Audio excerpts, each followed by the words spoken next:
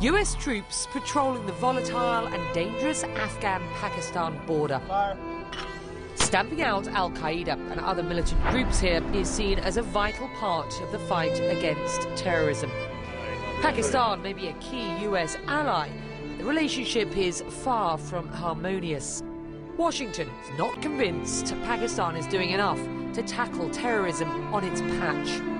That lack of trust isn't the only blot on this crucial relationship.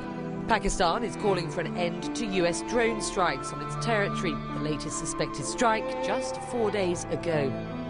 At home, Pakistan is facing a barrage of problems: a faltering economy, widespread poverty and corruption. The man tasked with helping to steer the country through troubled times, Prime Minister Yusuf Gillani.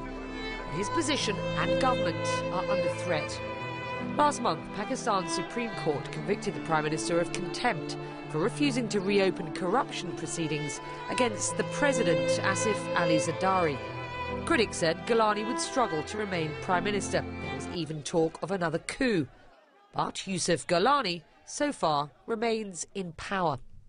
In most other countries around the world, if a politician, never mind a Prime Minister, is convicted of a crime, if only on moral grounds, he would resign. Will you?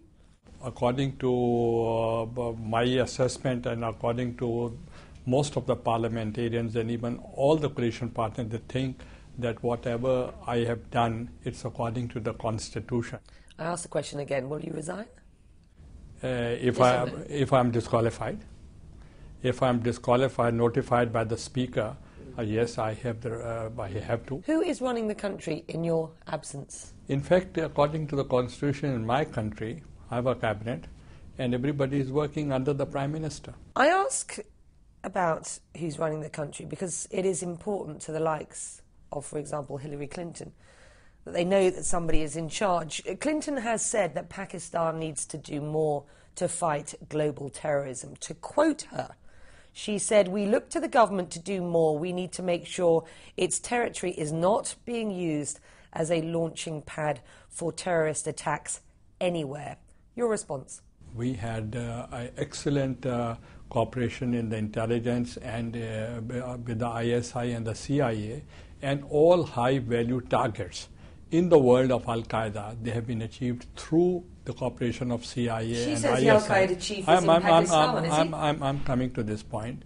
And when we have achieved all high-value targets jointly, if there is any credible or actionable information, please share with us. Why haven't you arrested Hafiz Saeed, thought to be the mastermind behind the attacks in Mumbai in 2008? We are waiting for some concrete sort of information and evidence. The states seem to believe that there is enough evidence to suggest that the Al-Qaeda leader is in Pakistan.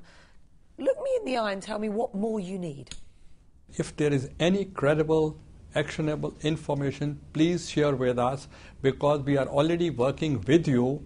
My ISI is working with CIA. What else do you want? Quite frankly, the CIA don't trust the ISI anymore. That's a trust deficit from both sides. That's not a case of United States alone. This is also from Pakistan as well. There was a trust deficit on both sides, the CIA and the ISI. No, that's a trust deficit between both the countries, between both the governments. That is the reason we are want to work for a new terms of engagement and cooperation with the United States. Given Pakistani perceived lack of will, and this is coming from the States, to fight terrorists on home soil, is it no surprise that the US continues to launch drone attacks inside your country? We always take drones as counterproductive, and it's not lawful. So what do you say to Hillary Clinton when you hear her line, "We look to the government to do more"? What are you doing? I think now it's a time that they should do more.